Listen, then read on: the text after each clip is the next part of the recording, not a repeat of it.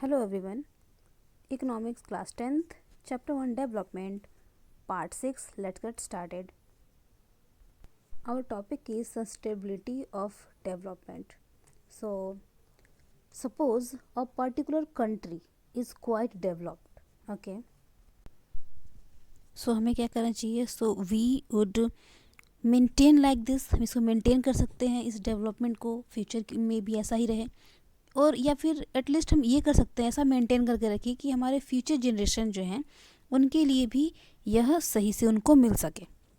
Okay message. या फिर ये तो हम अभी के लिए इसका लेवल वैसा ही चले, या फिर हमारे जो जनरेशन आ रहे हैं उनके लिए ये मेंटेन रहे, ऐसा हम चाहेंगे. लेकिन क्या है कि ऐसे बहुत सारे साइंटिस्ट हैं, इन नंबर ऑफ साइंटिस्ट, उनका ये कहना है, वो वार्न भी कर रहे हैं कि जो हमारे प्रेजेंट में लेवल है डेवलपमेंट का, ये सस्टेनेबल नहीं है, ये फ्यूचर में भी वैसा नहीं रहेगा. वो हमें वार्न कर रहे हैं कि हमें इसके लिए ध्यान देना चाहिए, हमें समझना चाहिए इस चीज़ को. इसी थ्योरी को समझने के लिए हम एक एग्जांपल के थ्रू समझने की कोशिश करेंगे. So let's start. For example, ground water.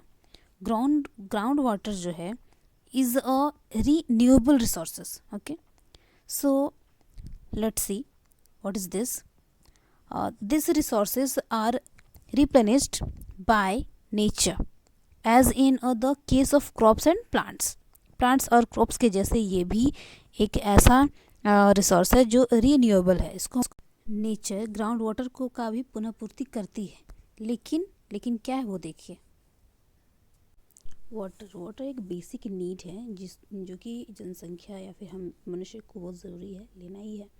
But उसको हम लोग कहाँ से लेते हैं? उसको लेते हैं हम लोग ग्राउंड वाटर से लेते हैं. और इसकी पुनः पूर्ति होती है रेन से, बरसात के पानियों से होती है. लेकिन वो हमेशा नहीं आती है, वो आपका एक बार या दो बार इसे आता है, और बरसात के पानी से तो हो जा रही है पूर्ति. लेकिन हम लोग जो हैं बहुत ज़्यादा इसको यूज़ करते हैं, जिसकी वजह से क्या होता है कि वो भी उसका भी लेवल नीचे जाता जा रहा है.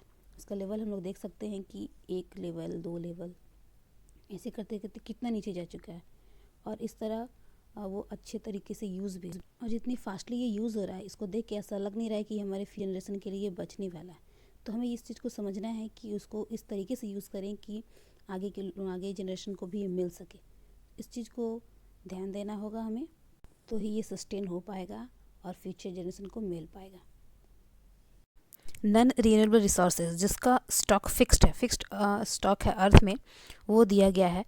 तो वो कैसे है वो देखिए. टेबल 1.7 में इसके बारे में दिया गया है. क्रूड ऑयल रिजर्व कितना रिजर्व किया हुआ है रीजन एंड कंट्री वाइज, उसके अकॉर्डिंग वो कितना है और कितने तक चलेगा, उसका लास्ट ईयर क्या है वो भी यहाँ पे दिया गया है. जैसे कंट्री में देखिए, कंट्री भी दिया हुआ है, रीजन या कंट्री, और फिर रिजर्व बिलियन टन्स में इसकी कितनी क्वांटिटी है वो बताया गया है. और नंबर ऑफ ईयर्स, ये कब तक चलेगा विल लास्ट, वो बताया गया है. फर्स्ट है मिडिल ईस्ट, एंड सेकेंड है यूएसए, एंड थर्ड है वर्ल्ड.